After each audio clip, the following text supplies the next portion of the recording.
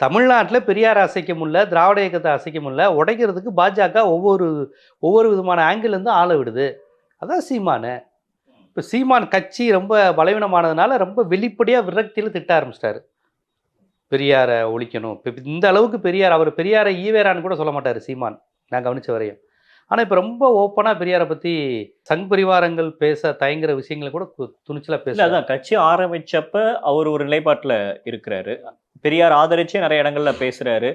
பெரியார திட்டுறதுக்காக நம்ம கட்சிய வளர்க்கல. நம்ம வேற ஒரு அரசியல் பண்ணணும். மக்களுக்கான அரசியல் பேசணும் அப்படின்னு தான் நிலைப்பாட்டுல இருக்கிறாரு. அதுக்கப்புறம் நாட்கள் நகர நகர பெரியார் மீதான அவருடைய எதிர்ப்பு, இதுக்கெல்லாம் என்ன காரணம்னு நினைக்கிறீங்க? கட்சிய முழுக்க முழுக்க சாதியவாதிகள், மத உணர்ச்சி கொண்டவர்கள், கலாச்சார காவலர்கள், பண்பாட்டு காவலர்கள், பிற்போக்கு சிந்தனையாளர்கள், இந்த மனநிலை கொண்டவர்களால் கட்சிய வளர்த்து வச்சுட்டாரு. இவங்க எல்லாத்துக்கும் எதிரானவர் பெரியார். சாதிக்கு எதிரானவரு, மத உணர்ச்சிக்கு எதிரானவரு, சடங்கு, சம்பிரதாய